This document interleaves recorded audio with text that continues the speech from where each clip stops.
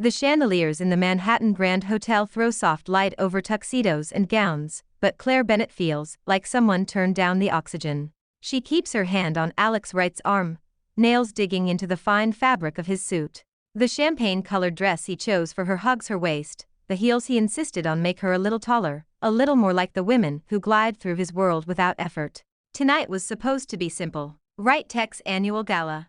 A loop on the giant screen of his company milestones.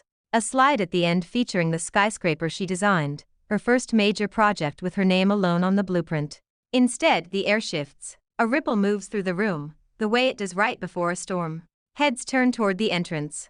Conversations dip, then rise again in a sharper, brighter pitch. Claire follows their gazes. A woman in a white silk dress stands in the doorway, framed by the glow of the lobby. Her light brown hair is twisted up, a few pieces loose around her face. She is not movie star beautiful, but every line of her body says she belongs here. Is that her? Someone whispers near Claire's shoulder. The one from London? Sophia Lambert. Another voice answers. Alex Wright's first love. The name lands like a stone in Claire's stomach. Alex goes still. The easy half-smile he wears in public falls away. His hand tightens, then slowly loosens under her fingers. Alex? Claire asks quietly. He does not answer. His eyes are locked on the woman in white, as she cut through the crowd like she memorized the path years ago. She stops in front of him, close enough that Claire smells expensive perfume layered over airplane air. Alex, she says, voice trembling just enough. I am back. Her accent is polished and soft. Her fingers touch his sleeve, light and familiar. I tried to call, she says. You changed your number. The first thing I did when my plane landed was come here. I had to see you. The circle around them tightens. People pretend to look elsewhere, while listening harder. Claire waits for Alex to introduce her girlfriend, partner, the woman who has been at his side for 2 years. Instead, his arm slips from her grip, just enough that her hand falls away. Claire, he says finally, dragging his gaze from Sophia. This is Sophia Lambert. The woman supplies, turning toward Claire with a practiced smile. Her eyes sweep over Claire's dress, hair, posture. You must be Claire Bennett. I have seen your work. Alex told me once he would only date a woman who could outsmart him. I guess he finally found her. The words are almost kind. Somehow they sting. Nice to meet you, Claire says. Her voice sounds distant in her own ears. I did not know Alex was expecting an old friend. I did not give him a chance to tell anyone. Sophia says, lowering her lashes. We were supposed to come to his first big gala together, years ago. He said he wanted me in a white dress on his arm. She smoothed a hand down her skirt, a tiny gesture that draws every eye to the color. He used to say white was his favorite. She adds, just loud enough. Do you still say that, Alex? A small laugh ripples through the closest guests. A few glance at Claire's champagne dress, then at Sophia's white. Claire remembers Alex behind her in the boutique last week, his hands on her shoulders as they looked at her reflection. You look perfect, he had said. Wear this for me. Now he clears his throat. That was a long time ago. He says. Things are different. Of course, Sophia answers. You have a company, and a beautiful girlfriend. Her gaze returns to Claire, all soft edges and sharpened intent. Alex, she continues. I just flew in. The city feels strange now. Would you walk me out later? I almost got lost on the way here. Alex, we still have the investor pitch. Claire says. She hears the thin thread of panic in her voice and hates it. He looks at her, guilt and something like longing warring in his expression. It will not take long, he says. Claire, you know the numbers as well as I do. You can start without me. The room tilts. Claire forces a smile so her face does not crack in front of all these people. Sure, she says. Go ahead. I will manage. Sophia's smile widens a fraction. Thank you, she says. Not every woman is secure enough to let her boyfriend walk his ex home. Alex mutters something that might be protest, might be apology. Then he follows Sophia toward the doors, the crowd parting for them. Claire watches the back of his dark suit, and the sweep of her white dress, until the glass doors swallow them both. Do not you dare cry. A voice says at her elbow. Zoe Parker appears in a flash of red dress and journalist's fury. Her lipstick is a warning sign, her eyes are worse. I am not crying, Claire answers. Her vision blurs anyway. You look like you want to, Zoe says. She snatches a fresh flute of champagne and presses it into Claire's hand. Drink this, then listen. That woman did not just walk in with a dress. She staged an opening scene, and your very intelligent boyfriend walked straight into her script. He was surprised. Claire says weakly. They have history. He just needs time to process. History does not give anyone the right to leave you standing alone at his own gala. Zoe snaps. You are Claire Bennett. You design buildings, not waiting rooms. Claire forces the champagne down. The bubbles burn all the way to her stomach. Maybe it is just one bad choice. She says. I will talk to him tomorrow. We will figure it out. Zoe sighs, anger folding into something softer. Fine. She says. Give him one chance. But remember how this feels. The first time a man leaves you like this, he is teaching you exactly how much it hurts to be an option. On the giant screen, the render of Claire's skyscraper comes up again, its glass facade catching a digital sunrise. She stares at it and feels, for the first time, like she is looking at a future that might not include the man whose name is on all the invitations tonight. It is a small crack. The rest will come later. 2 weeks later, Claire stands in the bathroom of her studio and stares at her reflection until the edges of her face blur. You are fine. She tells herself. You are not going to scream. Her eyes are shadowed. Sleep has been thin since the gala. Alex apologized the next day with flowers and all the right words. I was in shock. He said. I should not have left you. It will not happen again. Claire wanted to believe him. Part of her still does. Then the Maverick Complex email arrived. She walks back into the open office. Sunlight pours through the tall windows, glinting off models and coffee cups. Her team pretends to work while stealing worried looks at her desk. On her laptop, the message waits. Bid result, Maverick Complex. They went with another firm. That alone would hurt. But what has her stomach in knots are the attachments a sympathetic contact sent from the client's debrief. Lambert Design Studios' winning proposal. Her proposal. With their logo. Zoe bursts through the door without knocking, a manila folder under her arm. I came as soon as I saw your text. She says. Tell me they did not do what I think they did. Claire flips open the folder. Floor plans, renderings, diagrams. Every page is a mirror of her work, slightly dulled. They chose Sophia's firm. Claire says, the name bitter. Their board says her concept fit the brief better. Zoe's jaw drops as she scans the drawings. This is your design. She says. Even the weird little bench for kids in the southeast corner. She did not even bother to change that. Claire presses her fists into the desk. I spent 3 months on this. She whispers. I thought if I won this, people would finally stop saying I am where I am because of Alex.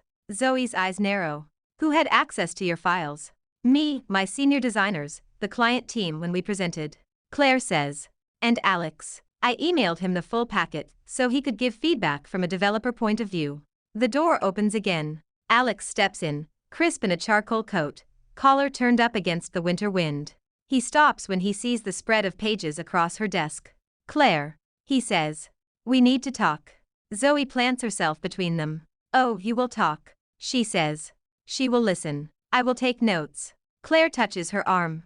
Give us a minute. She says softly. Zoe glares at Alex, then stalks out, slamming the door just enough. Alex walks closer, unwinding his scarf. I heard Maverick chose another firm. He says. I am sorry. You deserved that project. Lambert Design got it. Claire says. Your ex is having a good month. He flinches.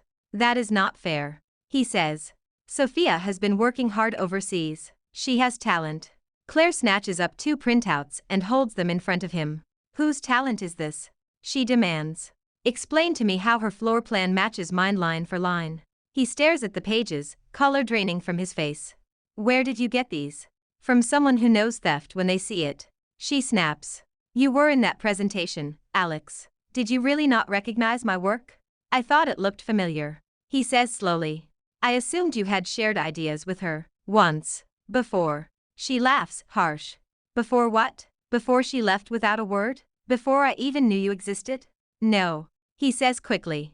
I mean before we, look. Do not twist this. I am trying to be honest. Honest. She repeats. Then answer this. Did she have access to your laptop? He hesitates. It is only a heartbeat, but she feels it like a slap. She came by the office a few days after the gala. He admits. We talked about old times. About how much the skyline changed. I showed her some of my current projects. Maybe I clicked the wrong folder. She might have seen the Maverick files. You left my work open on a screen and walked away. Claire says. And now you say maybe? I did not think she would steal from you. He insists. I thought she just wanted to see what you were doing. I trusted her. You trusted her. Claire says quietly.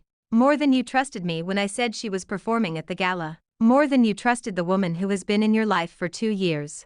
That is not what I said. That is what you did. She replies. And when you saw your trust blow up in my face, you sat in that room, and let them call her brilliant, while my work sat in your inbox. I did not want to start a scandal without proof. He says.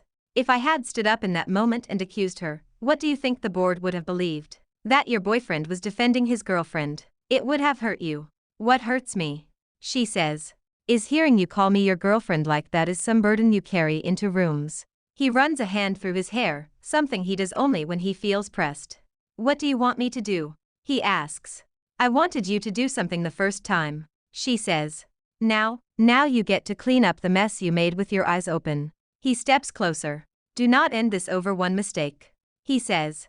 I will fix it. I will talk to Sophia. I will get Maverick to review the bids. I swear. Her throat tightens. Part of her wants to believe him.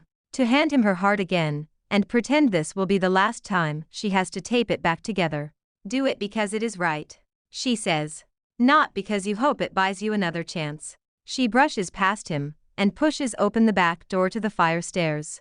Zoe waits there with 2 coffees, as if she knew Claire would bolt. He said he trusted her. Claire says, voice raw. Zoe snorts. Good. She says. Now you know exactly where you stand in that hierarchy. Claire leans her head against the cool concrete wall. I do not know if I am ready to walk away. She admits.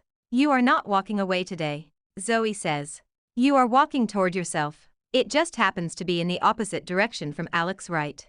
The International Urban Futures Summit turns the Riverside Convention Center into a hive of glass and steel. Claire tells herself she is here for her work. Her Toronto mixed-use project is on an afternoon panel. It is a big step. The kind of event she used to dream about.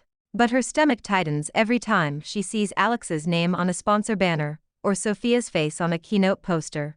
Stop looking at her, Zoe mutters, bumping Claire's shoulder as they sit through a session on adaptive streets. She is not more interesting than bike lanes. I am not looking at her. Claire lies, eyes sliding back to the stage where Sophia sits on a panel, legs crossed, speaking about emotional memory in urban spaces. Zoe snorts. You are allowed to be mad, she says. You are not allowed to let her rent space in your head for free. During the break before the keynote, Alex finds them in the main hall. He looks more tired than the last time she saw him, as if the weight he has been carrying finally registered with his body. Claire, he says. Can we talk? 5 minutes, she says. In the lobby. Public. He nods, seeming to understand the terms. The lobby is bright and high, with sunlight pouring through glass walls. Delegates drift in clusters, badges swinging. Alex waits near a pillar, hands in his pockets. He straightens when she approaches. I talked to Sophia, he says without preamble. I confronted her about Maverick. And she admitted it, he says. She saw your files on my laptop. She took photos while I was making coffee. She told herself you had so many opportunities that one project would not matter. Claire feels anger and a weary kind of relief twist together. And the board? She asks. I gave them everything, he says. Timestamps, security footage from my office, her emails to their team. They are reopening the bid. If they do not pull her contract, I will pull Right Tech from the partnership. You would really walk away from a multi-million-dollar deal? She asks. Yes, he says. I already told them. It is the kind of decisive move she once admired in him, the way he could cut through noise and choose a line. Now it feels late. You should have done that when you first realized something was wrong, she says. Not after she had already given her victory speech. I was wrong, he says simply. I figured that out the hard way. I am trying to fix it. Before she can answer, a familiar perfume reaches them. There you are, Sophia says, gliding over, badge swinging from a neat lanyard. They are asking for you backstage. She looks at Alex, then at Claire, then back, as if calculating angles. Oh, she adds, widening her eyes. I did not realize you two were in the middle of something. You never do, Claire says. Sophia smiles, all sympathy on the surface, steel underneath. Claire, she says. You look tired. Summit schedules will do that to a person. I remember when Alex and I used to pull all-nighters for competitions. He needed 2 coffees just to keep his eyes open. I prefer my all-nighters with deadlines, not nostalgia. Claire replies. Sophia's smile tightens. I am sorry about Maverick. She says. Truly, I did not mean for you to get so upset. It is just one project. It is theft. Claire says. Not a misunderstanding. You make it sound so harsh. Sophia answers. The industry is not kind. People take what they can. You should know that by now. Alex steps in. Sophia, do not. He warns. She ignores him. Do not be naive, Claire. She says. You came into this world holding a man like Alex by the arm. You really want to pretend you got here on your own? Yes. Claire says. Because I did work on my own. Because when you left, you left. You do not get to come back and talk as if someone has been keeping your seat warm. Zoe appears like a storm cloud at Claire's side. Good. She says. I would hate to miss the pre-show before your keynote on ethical cities. Sophia scoffs. This is a private conversation. She says. In the middle of a lobby. Zoe replies. Sweetheart, nothing is private here except your browser history. Sophia's cheeks flush. This victim act will not last forever. She hisses at Claire. When he realizes how small your world is compared to what we had, he will remember where he belongs. Maybe. Claire says calmly. Or maybe he will finally understand that a man belongs where he chooses to stand. I am just done asking him to stand next to me. The summit chime rings, calling people toward the auditorium. Sophia straightens. Enjoy your little panel. She says. I will be on the main stage. She walks away, hair swinging, the crowd swallowing her. Alex looks at Claire, eyes full of regret. I am cutting her out. He says. From the company, from my life. I know it is late. I want to prove I can be the man you thought I was. Claire studies him. Do what you need to do. She says. But understand this, Alex. If you only defend me when the room is watching, you are not protecting me. You are protecting yourself. She turns toward the smaller hall where her panel meets. For the first time, she steps onto a stage without looking for his face in the audience. The applause she hears is for her work alone.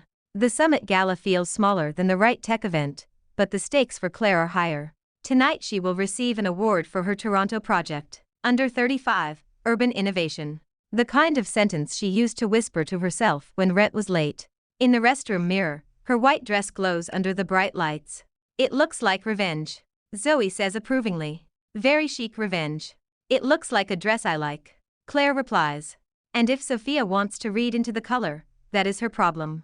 They step into the ballroom. Floor-to-ceiling windows frame the river. A band plays jazz near the stage. Claire feels nerves and pride knot together. She spots Alex near the bar, talking to a city official. He looks up and freezes when he sees her. For a moment, his expression is so open that it hurts. Eyes front. Zoe murmurs. We are here to collect trophies, not eye contact. Claire joins a group of architects near the buffet. For a few minutes, she loses herself in a heated discussion about zoning incentives. It feels good, normal, like the world is made of ideas instead of drama. Then Sophia appears, red wine in hand, smile bright. Claire, she says. Congratulations on your award. I saw your name on the program. Under 35, that is impressive. Thank you. Claire says. I appreciate that you looked. Sophia's gaze flicks to the people around them, then back. I also heard Maverick reopened their bid. She says lightly. Rough. Public ethics investigations are so messy. They are necessary. Claire says. Some things need light. Careful. Sophia replies. Stay in the spotlight too long and people see every crack. Her eyes drop to the white dress. That is a brave color. She adds. One spill and it is ruined. I am not planning to spill anything. Claire says. Sophia smiles in a way that makes Claire's skin crawl. We rarely plan accidents. She says. The host calls Alex and Sophia to the stage to say a few words as sponsors. Sophia glides away, all charm again. The speeches blur. When the award ceremony starts, Claire's name is announced to loud applause. She walks on stage, accepts the clear glass trophy, smiles into the lights. For a moment, everything else fades. Back on the floor, she barely has time to take a sip of water before Sophia is in front of her again, closer this time, red wine cupped like a weapon. We really should settle this. Sophia says. For Alex's sake. I hate tension. You thrive on tension. Claire answers. It keeps all eyes on you. Sophia leans in. You think you won tonight. She says.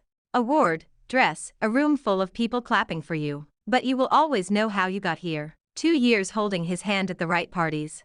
I got here with drawings and sleepless nights. Claire says.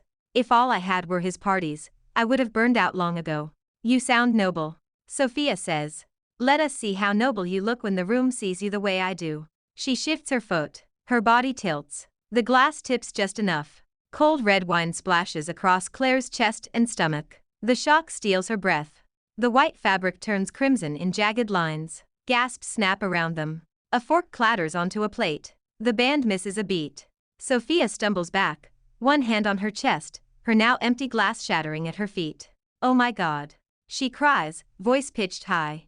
I am so sorry. I slipped. These floors are impossible. She grabs a napkin and dabs at Claire's dress, just enough to look helpful, not enough to clean anything. I would hate for you to feel out of place because of a stain, she says loudly. I know how hard it can be to replace an expensive gown when you did not grow up with them. The pity in the room shifts toward Claire in a way she knows Sophia has counted on. Red on white. Rich girl scripts are older than the building. For a heartbeat, Claire wants to bolt, to hide, to let the humiliation do its slow work. Instead, she inhales once, deep and steady. It is fine, she says, pulling the napkin from Sophia's hand. Her voice carries more than she expects. It is just a dress. It can be cleaned. What worries me more are the things people spill on their reputations. Those stains do not come out. A few people cough to cover quick laughs. The spell breaks a little. Sophia's eyes flash. It was an accident, she repeats, but there is a crack in her performance now. Sophia. Alex's voice cuts through the noise like a snapped cable. He pushes through the small crowd, taking in Claire's soaked dress, Sophia's empty glass, the jagged circle of onlookers. What did you do? He demands. Sophia straightens. It was nothing, she says. I slipped. You know I would never hurt her. Like you did with Maverick? He asks. His tone is colder than Claire has ever heard it. Conversations near them die. Phones appear quietly, held at chest height. You do not want to do this here. Sophia hisses. I should have done it weeks ago. Alex says. He steps fully between Sophia and Claire, his back to Claire like a shield, his shoulders squared toward the room. For anyone who does not know, he says, voice carrying. Sophia Lambert stole Claire Bennett's design for the Maverick complex. She copied it from my laptop and presented it as her own. Maverick's ethics committee has her emails, the security footage, and the file timestamps to prove it. The ballroom erupts in shocked whispers. Sophia shakes her head, face draining. You cannot say that, she says. You have no idea what you are talking about. I have every idea, he answers. I was there. I talked to you. You admitted it. I helped cover it by staying quiet. That is on me. This is me correcting it. The event coordinator appears, eyes wide, voice low. Mr. Wright, Ms. Lambert, she says. We need to move this off the floor. They can escort Sophia out. Alex says. Wright Tech will not be associated with her firm. Not after this. Sophia stares at him as if she does not recognize him. You are choosing her over me? She demands, jerking her chin at Claire. After everything we had. I am choosing the truth, he says. Something you stopped choosing a long time ago. Security steps in, gentle but firm. Sophia shakes them off once, twice, then lets herself be guided toward the elevators, head high, mouth trembling. Her last glance at Claire is pure hatred. This is not over, she whispers. For you, maybe, Claire says quietly. For me, it is. Alex turns back to Claire. His eyes are raw. I am sorry, he says. For not defending you sooner. For letting my nostalgia make me a coward. I know it is late. I know I do not deserve another chance. I just could not let her keep your work. Claire looks down at her ruined dress, then at the trophy still in her hand. The glass catches the light, scattering small stars across the stained fabric. Thank you for telling the truth, she says. You should have done it when the room was not watching. His face crumples for a moment, then he pulls himself back together. I will keep fighting anyone who tries to stand on your work, he says. Even if you never pick up my calls again. She nods. Do that, she says. For the next woman, if not for me. They call her back on stage for a group photo with the other award winners. She goes, red stains and all. When she looks back at the picture years later, she will not see the wine first. She will see the way she stands with her shoulders back and her chin up, the moment she decided regret was not enough to rebuild trust. 6 months later, Claire's studio feels too small in the best possible way. Models crowd every flat surface. Whiteboards are full of scribbled elevations and deadlines. Her team has doubled. Half the emails in her inbox start with, "I read Zoe Parker's article about you." Maverick publicly apologized and awarded her a different project. The original complex will now be built from a new design, hers too. Sophia's firm lost the contract and quietly disappeared from most press mentions. Alex made good on his threat and pulled right tech from 3 deals tied to firms with shady ethics. Headlines called it a new standard. Claire calls it him finally catching up to work she and other women have been doing for years. Their relationship did not survive the cleanup. One afternoon, he came to her studio, eyes hollow. "I want to try again," he said. "Without her, without lies, just us." "I do not," she answered. "Not because I want you to suffer, but because I do not want to go back to a version of myself who waits for you to choose her." It hurt them both. It also freed her. A week later, at a small panel about community spaces, she meets Richard Lee. He asks a question so specific that she laughs into the microphone.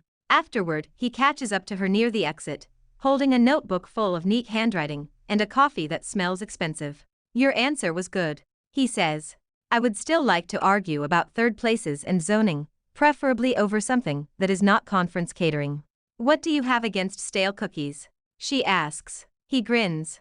"I own 3 restaurant blocks," he says. "Stale anything is an insult." They walk by the river and talk about cities until the sun dips low. He tells her about growing up between Hong Kong and Toronto, always feeling like he is standing in 2 skylines at once. She tells him about being the girl from the wrong side of the river, who used to sneak onto rooftops to sketch. He does not once mention Alex. He does ask for her opinion on a building his company is planning, and he listens when she disagrees with him. Now he stands in her conference room, cardboard samples under one arm, laptop open to a shared plan for a community incubator space. "If we use this composite, we can keep costs low and still avoid making the whole place feel like a warehouse," he says. "Kids deserve better than cold concrete. They also deserve walls they can paint without the landlord screaming." She adds, "We will write that into the lease," he says easily. They drift from materials to memories. At some point he stops, fingers resting on a swatch. "I read Zoe's article," he says. "About the summit, about Sophia, about you." Claire feels a familiar tension tighten her shoulders. "She went dramatic in a few places," she says. "The drama was earned," he answers. "For what it is worth, I am sorry you went through that." "Thank you," she says. "I am not sorry anymore. I learned things about myself I needed to learn." He smiles softly. "Like what?" "That my work stands on its own," she says. "That if someone cannot see me unless they are also looking at their own reflection, I do not belong in their line of sight." "That is a good line," he says. "I might steal it, with credit." He hesitates. "I like working with you," he says. "I also like talking with you when we are not working. I am interested in seeing where that could go, slowly, on your terms." Claire studies him. Richard is not flawless. He overplans and worries about disappointing people. He is also steady, kind, and annoyingly good at making her laugh when she has a migraine. "I am not ready for something heavy," she says. "I still flinch when my phone rings at weird hours. Then I will text at normal hours and ask you to dinner," he says. "If you say no, I will sulk for exactly 5 minutes, and then send you revised budgets." She laughs. "Dinner sounds fine," she says. "No stale cookies." "Deal," he says. As he leaves, Zoe leans into the doorway, arms folded. "I like him," she says. "His eyes do not go glassy when you start talking about ventilation systems. That is my new standard." Claire says. "No more men whose eyes glaze over for anything but spreadsheets." "You also like his shoulders," Zoe adds. "I have eyes." Claire rolls her own and turns back to the window. Outside, a crane swings across the sky, lifting steel into place on a tower that will bear her name on the plaque. For the first time, when she pictures her future, the lines do not start or end at anyone's last name but her own. Years later, the small park by the East River looks almost the same. The trees are taller. The benches have new slats. One corner now holds a small playground with bright equipment and a mural painted by local kids. Claire sits on a bench with a plastic coffee cup in hand. Her daughter, Ellie, runs in circles around the fountain, chasing bubbles blown from a machine Richard bought. "For science." "Mom, look," Ellie shouts. This one is huge. I see it. Claire calls back. Do not let it escape. Richard crouches by the bubble machine, adjusting the wand angle with the concentration he once reserved for financial models. If we tilt it 3 degrees, you get stronger clusters. He tells Ellie. Big bubble energy. You are a menace, Zoe says, dropping onto the bench beside Claire with her own coffee. She is going to quote bubble physics to her kindergarten teacher. Better that than corporate slogans, Claire says. Zoe watches Ellie and Richard for a moment, then nudges Claire. He is still looking, she says quietly. Claire follows her gaze. On a bench under a tree, a little distance away, Alex sits alone. No tie, no entourage. Just a man in a white shirt with sleeves rolled up, a paper cup at his feet. His hair is shorter now, more gray at the temples. He looks thinner around the eyes, the way people do when they start sleeping better, but carry old fatigue in their bones. How often does he come here? Claire asks. I have seen him a few times when I pass through, Zoe says. I think the park is on his path between offices. Do you want to leave? She adds. We can relocate the bubble science experiment. Claire considers it, then shakes her head. This is our park too, she says. I am not hiding from my past in a place where my kid learns how to climb. As if he feels their eyes, Alex looks up. His gaze lands on Claire. Surprise flares, then settles into something quieter. He stands, picks up his jacket, and walks toward them. He stops at a polite distance. Claire, he says. Zoe. Alex. Zoe replies, neutral. Claire nods.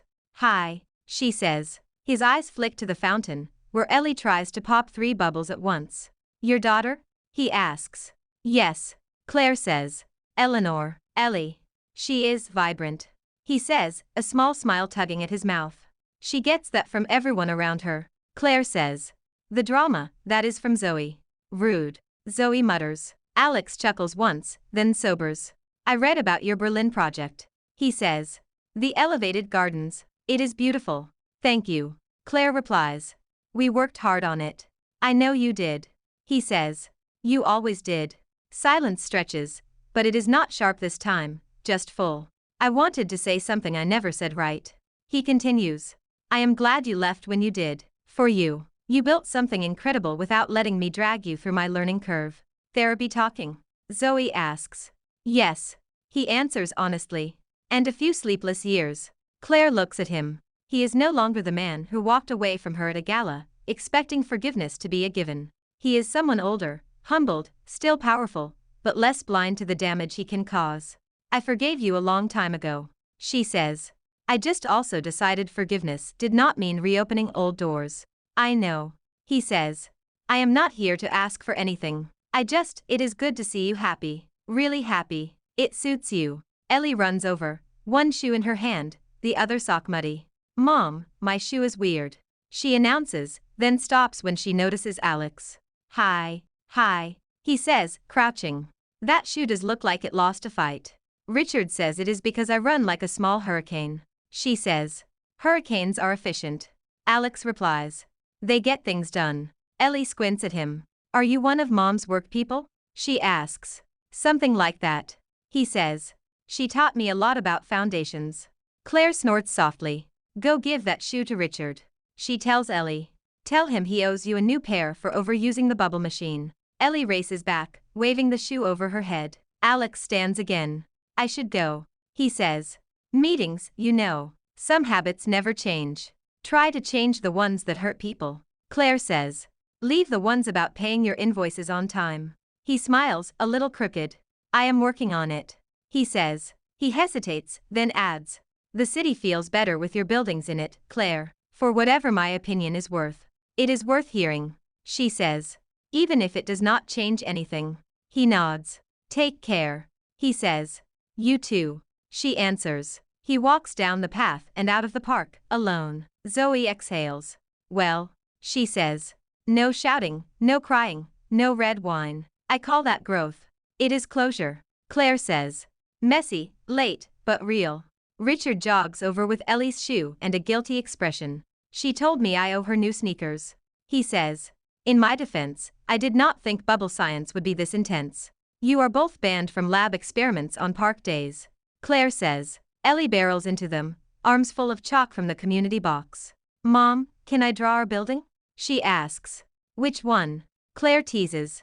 The one with the garden in the middle. Ellie says. The one that looks like it is hugging the sky. Of course, Claire says. Just do not draw it on anyone's shoes. They kneel on the path together, sketching squares and lines and fields of green. Richard adds tiny stick figures. Zoe draws a dramatic headline above the picture. Ellie writes 3 careful letters at the base of the chalk tower, MOM. Claire's throat tightens for a moment, then eases. Once, she measured her worth by the man at her side, and the rooms he brought her into. Now she measures it by the shadows her buildings cast at noon, by a little girl pointing at a skyline and saying, "That one is yours." Awakening, she thinks, was never really about catching Alex in a crowd or watching Sophia fall. It was about learning to walk away, then forward, until the only approval that mattered came from the life she was building with her own 2 hands. She looks at Richard, at Zoe, at Ellie, at the chalk city on the path. For the first time, the past feels like a story she can close without flinching. The future, she knows, is one she will write herself. Thanks for watching. Follow for more romance stories.